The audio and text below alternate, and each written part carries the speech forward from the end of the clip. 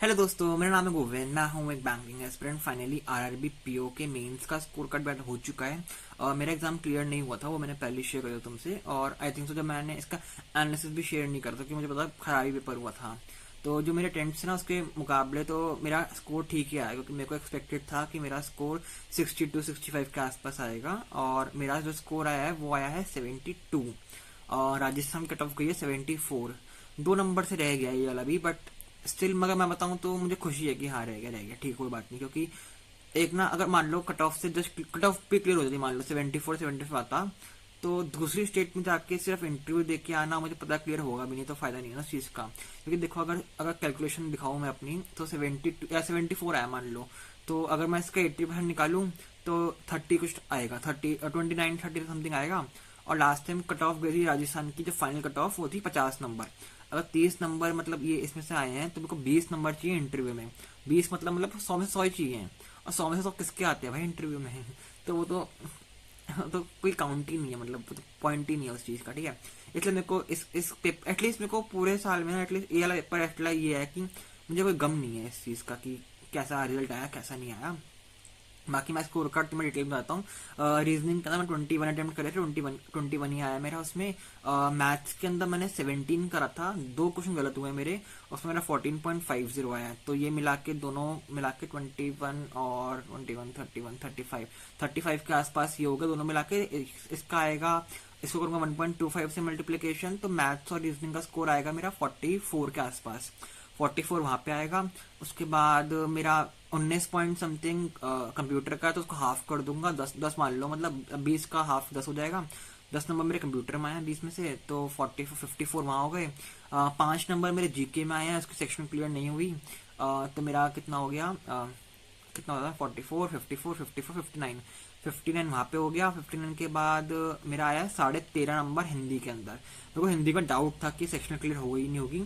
और डॉट मेरे सेक्शनल पे नंबर आया मेरे, तो 13.25 और 13.50 ऐसा कुछ नंबर है।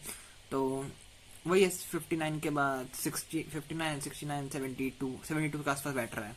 तो वही 72 पॉइंट समथिंग आएगा स्कोर तो। और cut off I think Rajasthan की 74 के आसपास गई है ना, तो वही 2 नंबर से रह गया। और 2 नंबर से रहा भी, और साथ में जीके की सेक्शन क्लियर नहीं हुई, तो वो अलग चीज़ है, ठीक है।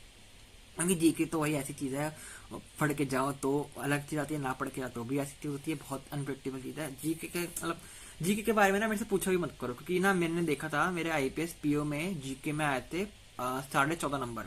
और 14.50 बहुत सफिशिएंट नंबर होते हैं जीके के अंदर। तो लोग पूछ रहे थे मेरे से कि भैया कोई टिप्स बताओ, कोई टिप्स वगैरह वगैरह। अरे भाई, जीके बहुत अनप्रेडिक्टेबल है, कभी भी कुछ भी होता है। तो किसी का एक नंबर देख के जज मत करा करो कि जीके उसको बहुत अच्छी आती होगी, नहीं आती भाई मेरे को। क्योंकि मैं भाई, हाँ, मैं तुक्के मार के आता हूँ, वो आता है कभी कभार बैठ जाए कभी कभार ना बैठे। क्योंकि पीओ मीन्स में मेरे 14.5 नंबर आए थे भाई, और वही एक वो था क्लियर होने का जरिया कि भाई उसकी वजह से मेरा पेपर क्लियर हुआ था। क्योंकि मेरे कट ऑफ से कितने नंबर ऊपर थे, कट ऑफ से मेरी लीड थी 8 नंबर की। और अगर वही मेरे 5-6 नंबर आते अगर जीके में, तो क्लियर नहीं होता मेरा वो, तो इंटरव्यू देने का मौका नहीं मिलता। मेरे को इंटरव्यू देने का मौका ही उस टाइम पे मेरे को जीके का मिला था, और इस टाइम पे जीके की सेक्शन क्लियर नहीं हुई।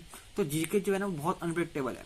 बाकी तुम्हें अगर कोई सोर्स चाहिए तो सबसे बेस्ट होता है पीडीएफ में अफेयर्स क्लाउड है भाई, जो मेरे को जेन्युइन लगता है। क्योंकि आरबी पीओ में तो मैं पढ़ के नहीं गया था, तो मैं जेन्युइनली बोल रहा हूँ। बाकी आईपीएस पीओ में हाँ मैं पढ़ के गया था, बट लेकिन आता उस टाइम मेरे को कुछ भी नहीं था, फिर भी उसमें तुक्के मारे थे मैंने।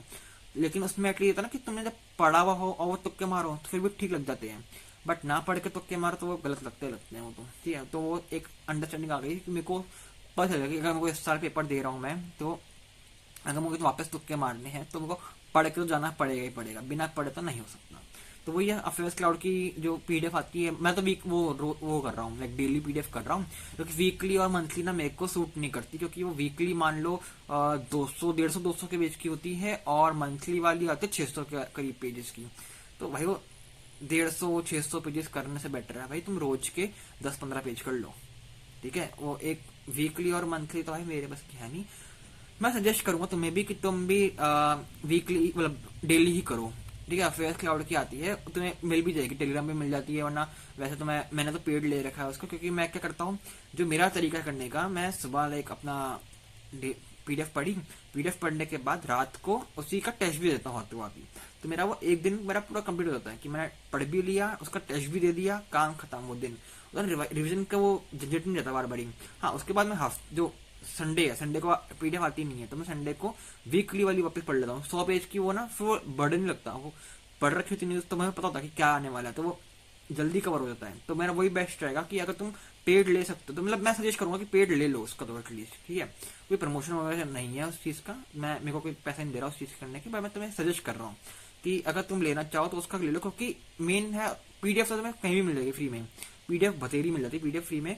मेरे को मेन बढ़िया लगता है उसका टेस्ट सेक्शन की, टेस्ट मैं रात को देके फ्री हो जाता हूँ, तो वो चीज़ बढ़िया लगती है। बाकी हाँ, मैं डेली अभी एक्टिव नहीं हूँ इस पे यूट्यूब वगैरह पे। मेरे को लगेंगे हफ्ता 2 हफ्ता लगेगा, मैं एक्टिव हो जाऊंगा, क्योंकि उसके बाद डेली व्लॉग्स वगैरह आएंगे। अगर डेली व्लॉग्स चाहिए हो ना तो कमेंट करना कि तुम्हें डेली व्लॉग्स चाहिए वगैरह, नहीं चाहिए तो ही डालूंगा मैं, ठीक है। तो कुछ सोचा मैंने कैसे क्या करना है, तुम कमेंट में बता देना कि साथ में पढ़ना है नहीं पढ़ना, क्योंकि फिर मैं अपने मेरा क्या सिलेबस होने वाला है पूरा, तो मैं अपने जो होते हैं ना मॉक्स की लाइक मॉक देना मैं शुरू कर दूंगा अगले हफ्ते से शुरू कर दूंगा मॉक देना मैं। तो एटलीस्ट होता है ना कि थोड़ा कंपटीशन देखेंगे आपस में कि क्या चल रहा है क्या नहीं चल रहा, मैं अपने शेयर करूंगा, तो अपने शेयर करना। बाकी ऑल दी बेस्ट यार, तुम मेरे को बताना तुम्हारा स्कोर कितना आया कितना नहीं आया, और अगर बाय चांस तुम्हारा देखो जस्ट जो नहीं हुआ क्लियर, मान लो कोई 5 नंबर कोई 6 नंबर, कोई हो सकता है कोई आधे नंबर से क्लियर ना हुआ हो किसी का, देखो बुरा मत मानना, कोई बात नहीं, हो गया हो गया, अब अगले साल जो है उस पर ध्यान दो, क्योंकि अगर वो क्लियर हो भी जाता ना तो भी फायदा नहीं होता, क्योंकि इंटरव्यू का एक्सपीरियंस लेना मुझे कोई पॉइंट नहीं लगता कि कोई फायदेमंद होता है, क्योंकि इंटरव्यू ऐसी चीज है जो बहुत अनप्रिडिक्टेबल है। तुम इस साल का एक्सपीरियंस लेके तुम अगले साल सोचो कि हमारे साथ वही चीज होगी, वो कोई काउंट नहीं होती। इंटरव्यू एक्सपीरियंस मतलब मेरे लिए तो कोई मायने नहीं रखता, क्योंकि मेरे को अगर मैं बोलूँ कि मेरे को आईपीएस पीओ मेंस का जो इंटरव्यू देख के आया मुझे उसका एक्सपीरियंस मिल गया, नहीं कोई एक्सपीरियंस नहीं मिला, अगले साल वो सेम चीज होगी तो आपको जरूरी नहीं है, बदल भी सकती है। तो इंटरव्यू इज जस्ट कि इंटरव्यू तब अच्छा लगता है जब तुम्हारे पास मेंस के नंबर 15-20 नंबर एक्स्ट्रा हो, तो ही बढ़िया है इंटरव्यू देना। वो 5-6 नंबर 10 नंबर 1 नंबर 2 नंबर वो फायदेमंद नहीं है, कोई कोई काउंट नहीं होते एक्सपीरियंस वगैरह। वो ना तुम्हारी बस एक मेंटली सोचने का वो तरीका है कि तुम बस सोच सको कि हाँ कि हमने इंटरव्यू तक पहुंचे हैं, हमने कुछ उखाड़ा है जिंदगी में, वो बस ना वो लोगों को बताने के लिए अच्छा लगता है कि भाई मैं ना इंटरव्यू राउंड तक पहुंचा हूँ, है तो जीरो ही ना, मैं अपनी बात की कर रहा हूँ तो जीरो ही, चाहे जो बंदा प्रीलिम्स से बाहर हो, जो बंदा इंटरव्यू देके बाहर हो तो जीरो ही भाई। मैं अपने लिए कह रहा हूँ, किसी और के लिए नहीं कह रहा, मैं ये अपने लिए कह रहा हूँ। तो सोचो इंटरव्यू का एक्सपीरियंस कोई मैटर नहीं करता, अगर तुम्हारा हार्डली एकदम 1 नंबर 2 नंबर आधे नंबर से रहा है तो कोई चिल नहीं, अगली बार मेहनत करेंगे हो जाएगा। इतना तो पहुंचे ना, लास्ट टाइम मेरा स्कोर आरआरबीपीओ मेंस में 63 था और इस बार 72 है, बड़ा ही है ना, कम तो नहीं हुआ ना। तो बस वही सोचो, अगर कम होता ना मतलब 63 था लास्ट टाइम और इस बार 50 में आता तो सोचता यार क्या गलती कर दी भाई, बट इस बार बड़ा ही है ना, तो ठीक है चिल मारो यार, हो जाएगा क्लियर, कोई लोड थोड़ी ना यार, इतना कोई अभी हो जाएगा यार, बढ़िया है। बाकी तो मेरे को बताओ कि तुम्हारा क्या रूटीन चल रहा है क्या नहीं चल रहा।